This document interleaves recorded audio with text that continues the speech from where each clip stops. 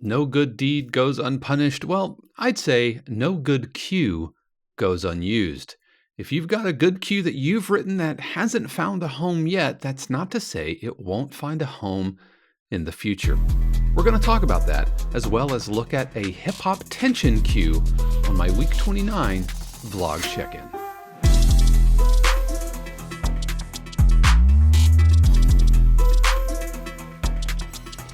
What is happening, everybody? This is Dave Croft. Welcome to my 52 Cues Week 29 check-in, where every week I examine and talk about a cue that I've written in the week before, because I'm committing to writing at least one cue for the entire year. If this is your first time here, welcome aboard. I'm so glad you found the channel, however you found the channel. If you haven't already, please consider liking and subscribing and notification, all that YouTube-y stuff. It really does help composers just like you find the channel. So it is very, very much appreciated. And before we get started, I want to give a special word of thanks to my Patreon patrons whose support help keep this channel chugging along.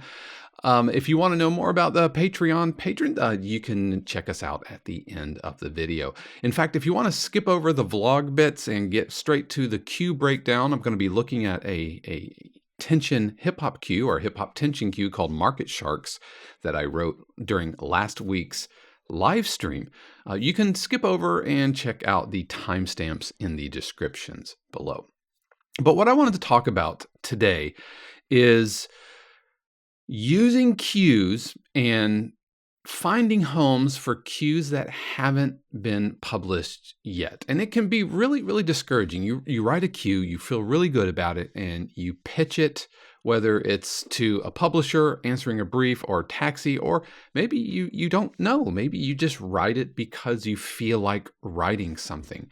And it can be really tempting to think you missed something, or that you should toss it, or whatever. But I'm here to tell you, don't throw away any cues that you've written, even if they're just sketches. You never know what the future holds, and you never know what a future publisher might be looking for. If you've been following the channel, I've been in the middle of working on a contract that's kind of pushed me. It's stretching me, and I talked about writing future bass and future hip hop, future trap, whatever we want to call it. And I'll have a link to that that you can click on. You can check out that episode, and it really sent me kind of into a spiral of imposter syndrome, because I was pushing myself into new territories. And so got a few cues in and started feeling really good about that. But then halfway through working on that, we got some feedback from the clients, the music supervisors, that as they were in the editing of the show, they needed more of a different type of cue. And this happens all the time. The brief asks for this, and you give them this, but as soon as the show starts getting in production and the narrative starts forming, especially with reality television and unscripted television, they have a ton of footage, and the story really gets crafted in the editing. And during that, they realize, oh, we need this type of music, because this is what the story is calling for. And it's not unusual at all, especially something in production, for gears to kind of change. And I mean, we could do a whole other show on how that can be really frustrating, because you feel like, wow, if you would have told me that on the front end, then I could have given you all types of cues that really answered that. But sometimes you just never know until you're actually in the thick of it, in the weeds, doing the work, that editors realize, hey, we need this different type of music. So about halfway through, halfway through production, they realized we needed different types of cues.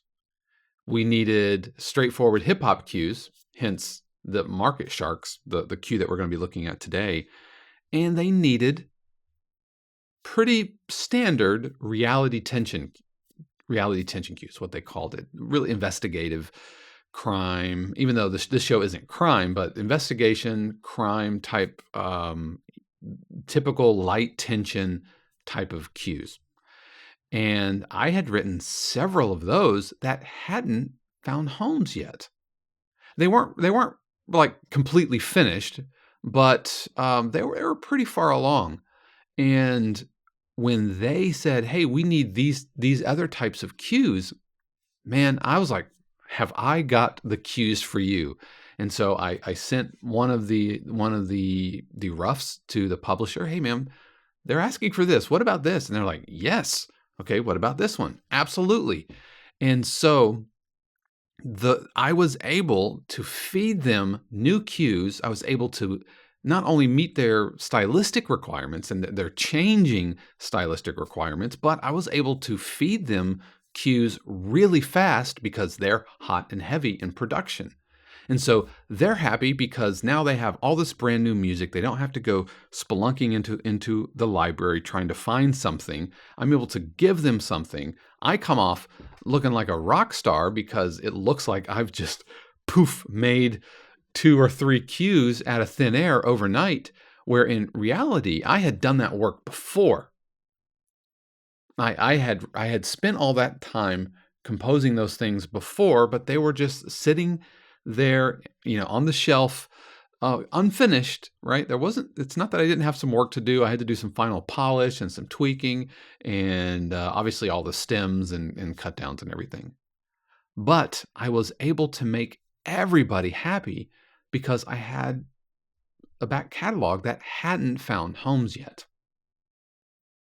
Again, and I don't even really remember where they were, if they were answering some other briefs that didn't find homes, or just writing them because I felt like writing them. And I'm not really sure. I can't fully remember where the genesis of some of those cues were.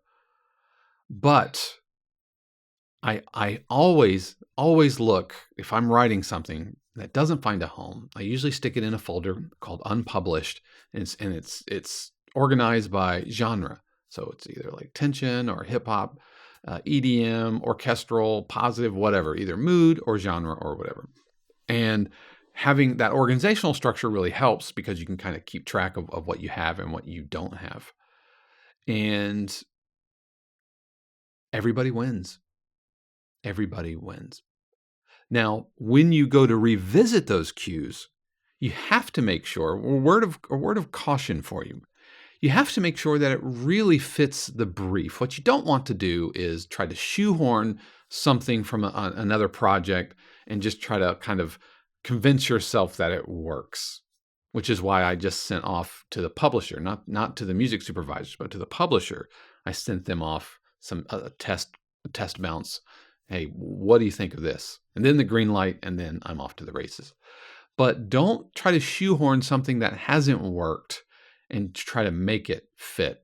This happens and has happened to me with like taxi. A taxi listing will come through, and I'll think, hey, I got something that kind of works for that, and so I'll send it along, and then I'll be out my $5 because it doesn't really match. I was just hoping to kind of sneak it by. So don't do that. And don't think, hey, I'm going to send everything to every search and hope it works out. Let's not do that. But keep your ears out when you're answering clients, and when the client needs change, keep your ears out. Really know your catalog, know what you've written, have some sort of structure in place so that you can get to it. Be ready to listen to the cue with fresh ears. And if you're lucky, and if you really do have a good cue, then you can find new homes for old, orphaned, and abandoned musical ideas. So that's my encouragement to you. And everybody wins, and you come off looking like a stud because you're able to crank out cues seemingly overnight. So with that having been said, let's check out Market Sharks. Market Sharks is a hip hop cue that I wrote during one of the recent live streams. So we're going to take a listen to it, and then I'll talk about it on the other side.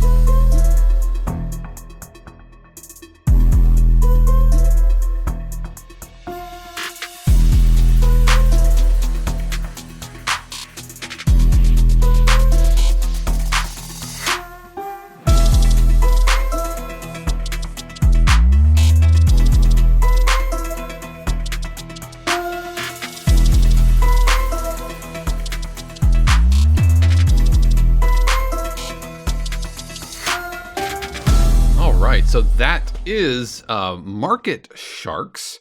And like I said, it is a hip-hop tension cue. And I deliberately kind of merged tension, like just your standard garden variety light tension music with hip-hop elements. Because hip-hop is ultimately is a genre. It's not necessarily a mood or emotion. But tension is. So bringing some kind of investigation, tension elements into a hip-hop cue, and I'm pretty happy with it. The client is happy with it, and so we are off to the races. So starting off with my hook instrument, let me actually open that guy up.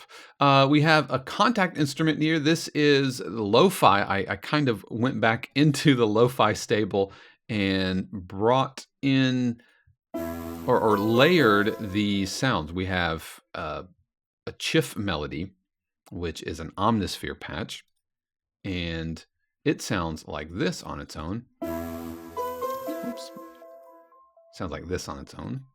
It's kind of a plucky kalimba kind of thing, and then this lo-fi melody on top.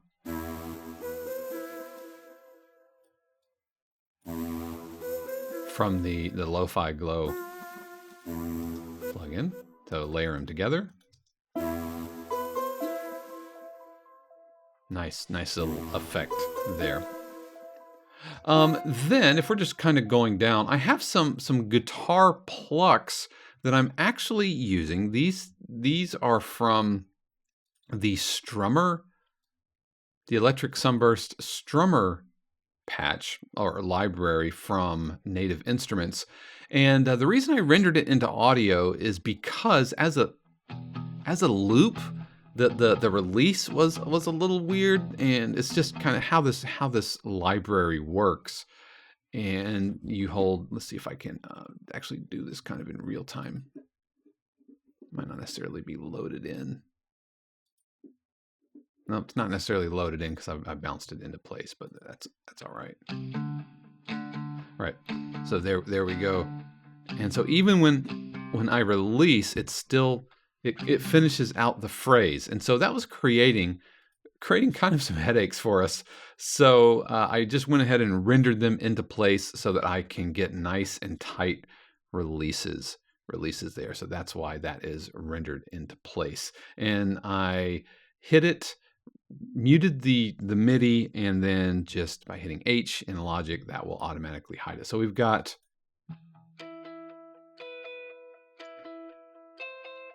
and they're just single notes. And so if we look at the MIDI, you can see I'm kind of going up and down. And this is a light tension type of a sound. This guitar gets used quite frequently. Had a high arpeggiator here. And this is employing one of my favorite tricks of using arpeggiators and making them sound really super syncopated. When I played the arpeggiator by itself, and when I loaded up the patch, it was a 16-note sequence. 1, 2, 3.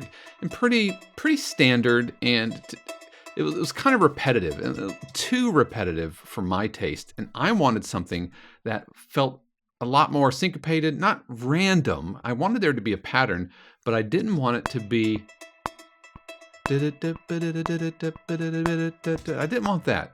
But if we shorten that arpeggiator by just one note and create a 15-note sequence instead of a 16-note sequence, and keep the quarter note in mind, again, look at the 16 notes. Very predictable, but watch what happens when you make a 15-note pattern.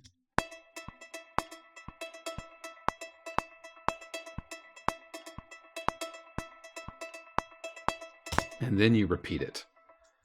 And so you get something that sounds a lot more syncopated. Now, you can't just let it run, ad infinitum. So I re-articulate it every four beats, or 4 bars. 2, 2, 3, 4, 3, 4. And just by taking the arpeggiator down to 15 notes in the sequence instead of 16,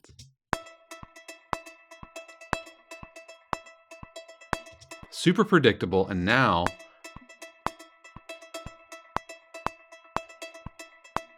I can, and you can make it, let's make it a 13-note sequence.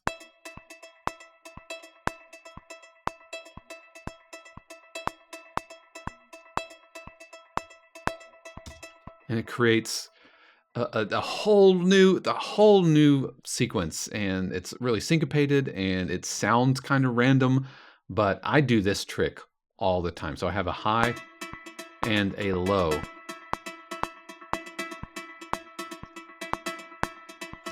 So yeah, if you've not done something like that, that's an easy way to get a lot of mileage out of your arpeggiator. Have a low pad down here. Whoops. Which is a contact instrument. Another lo-fi. I like the airiness of it, and yeah, kind of sawtooth wave sound. 808s. This is actually Sublab, which is a plugin that I don't use very frequently. A lot of times I'll load in one-shots, but because it was really exposed, it's not a very moving line. I thought I would give it a shot, and I like that you can dial in the distortion, the drive. You can adjust all of the filter, volume, pitch bending, the glide, and so it's you can have granular control over it. But you can see I had to do a little bit more processing than I would if I just brought in a one-shot from Splice or something like that, because the one-shot will have the compression and everything kind of baked into it. But that gave me an 808 that I was really happy with. Really happy with it. Now, one of the things I do like is with the glide, you actually want the glide to happen kind of right after the kick hit. And so Sublab does a really good job with that as far as timing the glide. I have this sound that I've called a chuff pulse.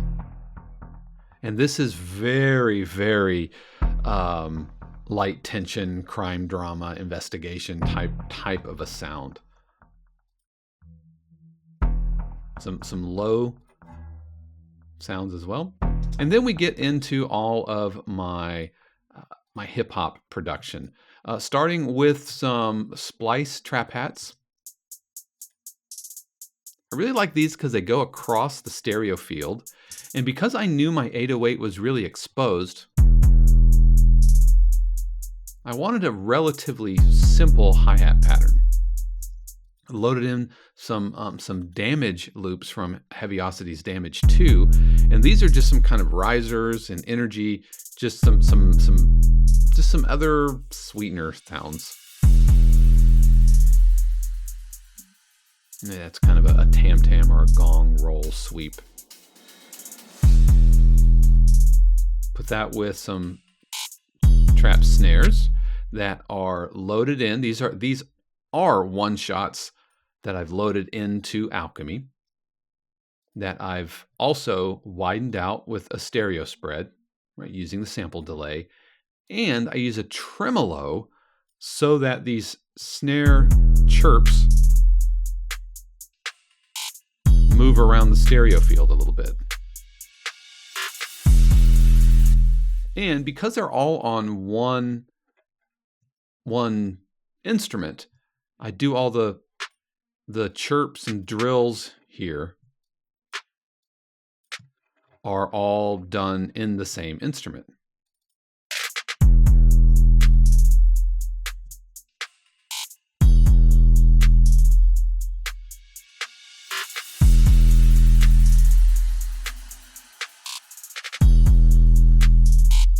All right. Some other percussion elements have a crash on the downbeat of my phrase. Have a snare fill that leads into one of the first drops. A little reverse snare. Then I bring in a secondary hi-hat sound. And I really do like having two hi-hat sounds going on. One's usually a little bit more centered and the other one moves around the stereo field. All right, so we have this guy kind of ping-ponging around, and then we have this guy. Some stereo spread here at the fill, but in general, it's kind of right down the middle. And this other guy really moving around. Add the chirps, add some new claps, 808s, the loops, crash, fills, bring it all together, and you get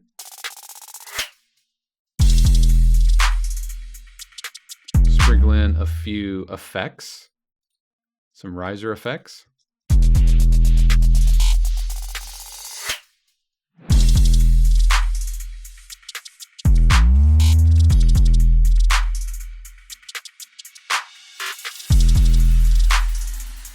And you can see here, I needed another layer of energy, so I was kind of out of sounds to add. So I added octaves to my melody and octaves to my chuffs, and that gives me the separation. It gives me the extra gear, pushing it one level further.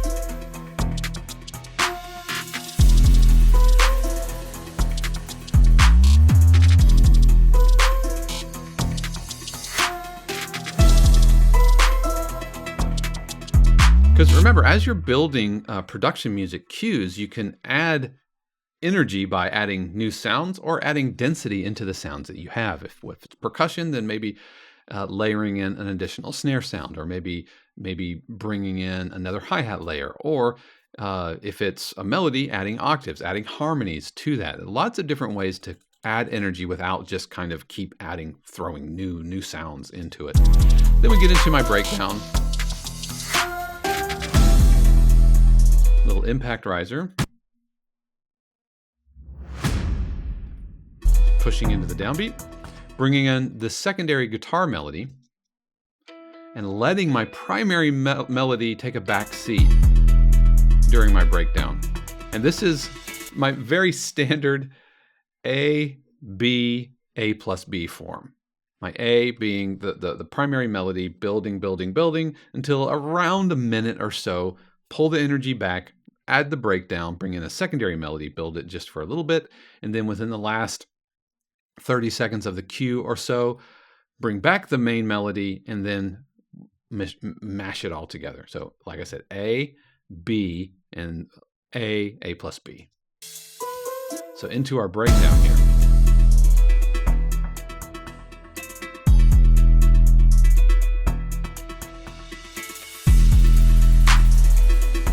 With a little mini drop.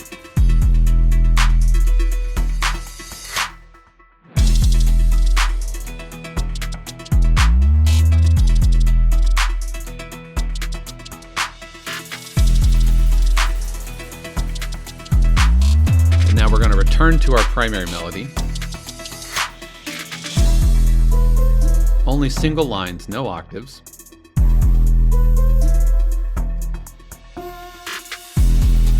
Snare fill, a little break into a drop, and then everything together. Now everything's all cooking. We brought in our B melody. We've got our octaves. This is the densest it gets in the entire cue.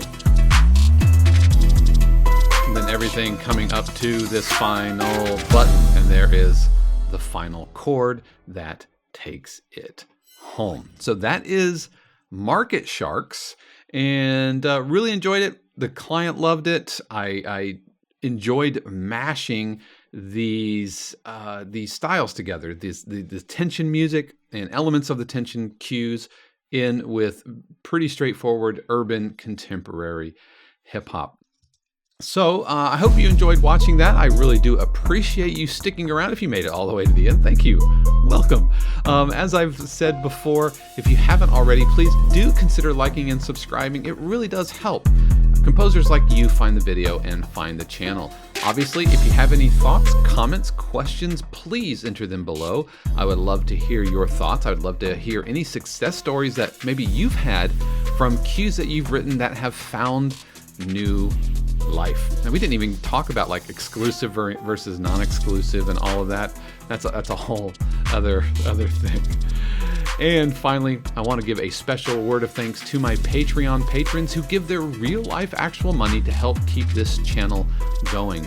To be a patron, it's just $1 a month, and you get access to not only, our Patreon page, but my weekly live streams. This cue that you're hearing right now was written during last week's live stream, and if you want to see these types of cues get written, not just hip-hop, but all types of production music cues, then please consider becoming a patron. So that's going to do it for me. Thank you very much for joining me. I hope you had a good week 29, and I will see you during week 30 next week. Until then, peace.